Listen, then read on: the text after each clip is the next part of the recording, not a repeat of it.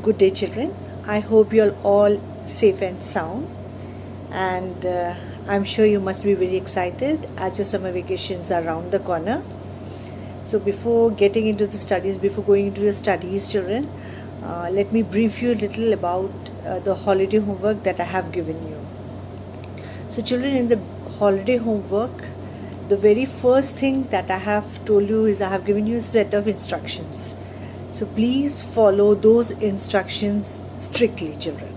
Okay, I'll just go through it and I'll explain it to you. Okay, I have asked the students that they are required to revise the notes given to them, and the videos, to go through the content of the video. Whatever notes, children, in all these for the past 1.5 months we have been giving you, children, please go through the notes, please revise the notes properly.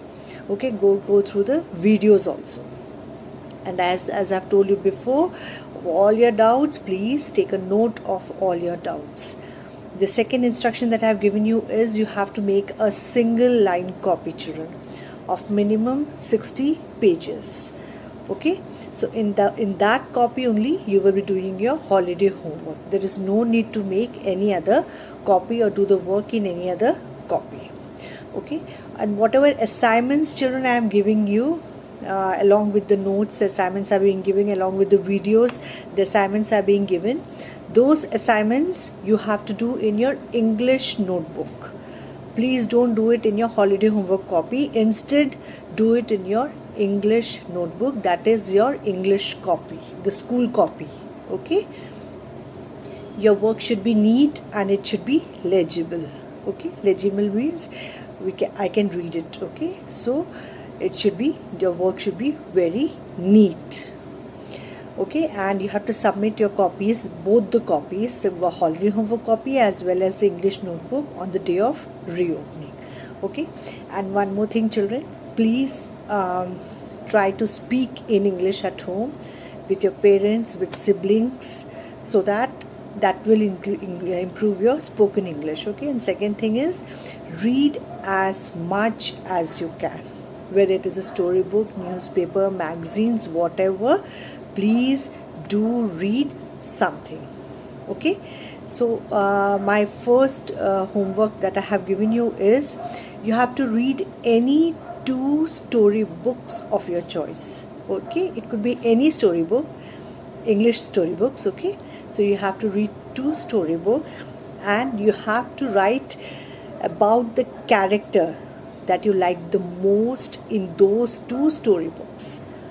Okay, in the first storybook, suppose you like the character very much, you have to write about that character. And similarly, in the second storybook also, the character that impressed you the most, you have to write about that character, and the word limit is 100 words. It can be 120 words also, it can be 80 words also. Okay, 20 here and there it can go. Okay, now the second thing that I have given you is you have to read newspaper daily. Okay, and you have to write you have to pick 4 new words from the newspaper daily, and you have to write it in the notebook. Okay, you have to write, not only you have to write the word, you have to write the meaning also. This is the second homework. The third is I have asked you to write a paragraph on yoga, children. Okay, yoga exercise, whatever, because you know that yoga day is on 21st June. So you have to write about yoga, and the word limit can be 120 words. You have to write about the importance of yoga in one's life. Okay, and then next I have given you is you have to write a paragraph on how can you prevent the spread of COVID-19. Okay, the disease that is going on these days. You must have read about it a lot, you must have heard about a lot about this disease, so you have to write about it in a paragraph. Okay, so these 4 things I have given you, children. So all these holiday homework you have to do in your as I told you, the copy. Okay, And one more thing that I have given you, all of you must be having your English reader books with you, okay? So please read the first 2 chapters of Unit 1, okay? The first 2 chapters, the first chapter is the new doll, and the second chapter is 3 days to see, okay? Read both these chapters, underline all the difficult words, and just go through the question answers also at the back of the chapter, the exercises and the question answer, so that when the school reopens we can discuss the chapter and we can do the question answer. So this is all about your holiday homework. I hope it is clear to you. So let's get back to studies now. Okay children, you remember last time we did I did adjectives with you, okay? So in that adjective I had mentioned at one place I had mentioned the positioning of adjectives, okay? How to position an adjective, okay? The order, the place of an adjective. And I told you that I'll be giving you a table based on that, and I was to show you the table also, but I couldn't find it in the chapter. But I'm really very sorry, because this topic comes in the next chapter. The table is also given in the next chapter. So your next chapter is all about order and position of adjective, okay? So that is as I have discussed with you, okay, in the previous video, what it is all about. So I'll be giving you notes this time.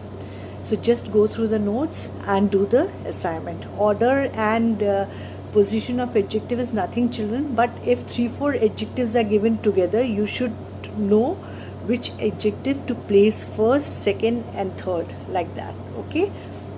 There is a certain order in which you can place the adjectives.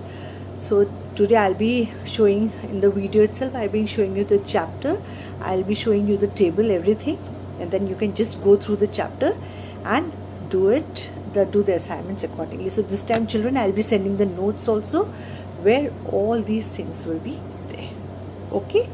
So happy holidays, enjoy your holidays, and study also, and please do read also. That is very important, okay? Thank you. Children, this is the chapter on adjectives, order and position, okay? So there is a sentence given: the Japanese paper colorful fans are on sale here.